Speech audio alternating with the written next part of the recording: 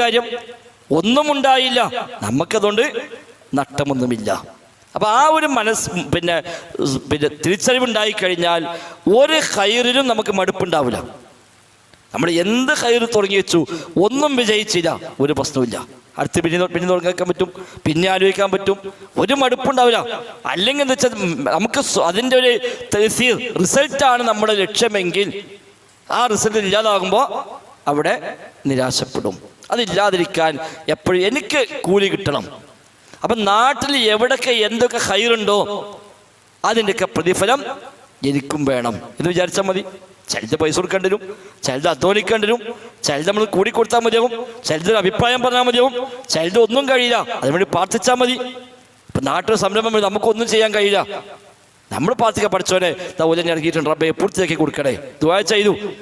ആ പ്രൊജക്റ്റ് അവിടെ വരുമ്പോൾ നമ്മൾക്ക് കാലത്ത് സ്കീക്കാൻ വരുമ്പോൾ നമുക്ക് സന്തോഷമല്ലേ, പഠിച്ചോനെ നമ്മളൊക്കെ അന്നത് പൂർത്തിയാക്കാൻ വേണ്ടി പ്രാർത്ഥിച്ചതാണ്, അത് സന്തോഷമല്ലേ. ഒരു വിഹിതം അവിടെ ഉണ്ടല്ലോ, ഇത് അസറത്തുക ഹസനത്തുക വസാഅത്തുക സയ്യിഅത്തുക ഫഅൻത മുഅ്മിന. മുഅ്മിനാണോ അല്ലേ നാളെക്കാൾ ഒരു അളവുകോലാണ്. നന്മ ചെയ്യാൻ അവസരം കിട്ടി, വല്ലാത്ത സന്തോഷം. തെറ്റ് ചെയ്തു പോയി, വല്ലാത്ത പ്രയാസം. ഇത് ഉണ്ടെങ്കിൽ നീ മുഅ്മിനാണ്. ഒരു നന്മ ചെയ്യാൻ ചാൻസ് കിട്ടി, പെരീക്ക ചെല്ലുമ്പോഴാണ് നമ്മളെ കാത്തൊക്കെ ഒരു പിരിവേരി. നമ്മൾ ചെല്ലുമ്പോൾ ഒരു ഇറങ്ങാൻ നിൽക്കുക, നമ്മൾ കാണാൻ ചേറ്റ് അപ്പോഴാണ് ചെല്ലേണ്ടത്. ഒരു 10 കൂടി വൈകി നിൽക്കുകയാണെങ്കിൽ ഇതാണ് ഒഴിഞ്ഞിട്ടീനു എന്നാണ് മനസ്സെങ്കിൽ അത് ഈമാൻ്റെ കുഴപ്പമാണ്. ഞാൻ 10 വൈകിക്കണമെങ്കിൽ ഈ ചാൻസ് പോയിന്നല്ലോ. കൊടുക്കുക എന്നുള്ളതല്ല, കൊടുക്കാൻ ചിലപ്പോൾ പറ്റും, ചിലപ്പോൾ പറ്റൂല. ഉണ്ടെങ്കിൽ കൊടുക്കാം, ഇല്ലെങ്കിൽ നല്ല വാക്ക് പറയാം. നീ എന്തേലും വിചാരിച്ചു, നമുക്ക് കുഴപ്പമൊന്നുമില്ലല്ലോ. നമ്മളടുത്ത് കൊടുക്കാൻ സാഹചര്യമില്ല, അത് നമുക്കറിയാം, അല്ലാവർക്കും അറിയാം. അപ്പോൾ നമുക്കൊന്നും കൊടുക്കാൻ കഴിയും. നമ്മൾ പറഞ്ഞു കുറച്ച് പ്രയാസമാണ്, വിഷമാണ്, തരാൻ കഴിയില്ല. ഓയ്ക്ക് ഞങ്ങൾ ഒരു മണിക്കൂർ കാത്തുന്നവരായി ഒന്നും തരാൻ മടക്കി അയച്ചു. ഓയ്ക്ക് പലരും തോന്നിക്കോട്ടെ, നമുക്ക് പ്രശ്നമൊന്നുമില്ല, നമുക്കതിന് പ്രശ്നമില്ല. നമ്മളത്തെ കൊടുക്കാൻ ന്യായമായും സാഹചര്യം അനുകൂലമല്ലാത്തത് കൊണ്ടാണെങ്കിൽ ഉള്ള കാലത്ത് കൊടുത്തിരുന്ന അതേ കൂലി നമുക്കിപ്പോൾ കിട്ടും.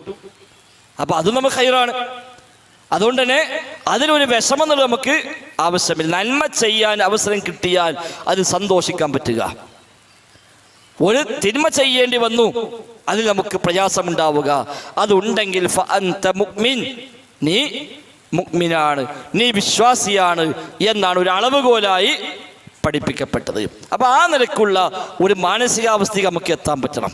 എവിടെ എന്ത് ഖൈറുണ്ടോ അത് നമുക്ക് ഭാഗമാക്കാൻ പറ്റും. ഒരു മീറ്റിംഗ് വിളിച്ചു, അൽഹംദുലില്ലാ അവിടെ പോയി.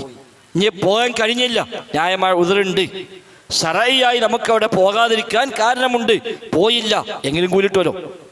സാധാരണ ബാങ്ക് കൊടുത്താൽ പള്ളിക്ക് നിസ്കരിക്കാൻ വരാറുണ്ട്, സുഖമില്ലാതായി അന്ന് വരാൻ വയ്യ, നമുക്ക് നഷ്ടമില്ല. ഇവിടെ ജമാഅത്ത് എടുക്കുമ്പോൾ നമുക്കവിടെ കൂലി കിട്ടും, അല്ലാത്ത സമയത്ത് വന്നിരുന്നുവെങ്കിൽ. പക്ഷെ സുഖമില്ലാതെ കരുതാവും, ഏതായാലും പള്ളിക്ക് പോകാൻ ന്യായം കിട്ടിയല്ലോ എന്നാണെങ്കിലോ അവിടെ വകുപ്പ് മാറി. അപ്പം എപ്പോഴും ജീവിതം എന്നത് ഖൈറിലെ വർദ്ധനവ്.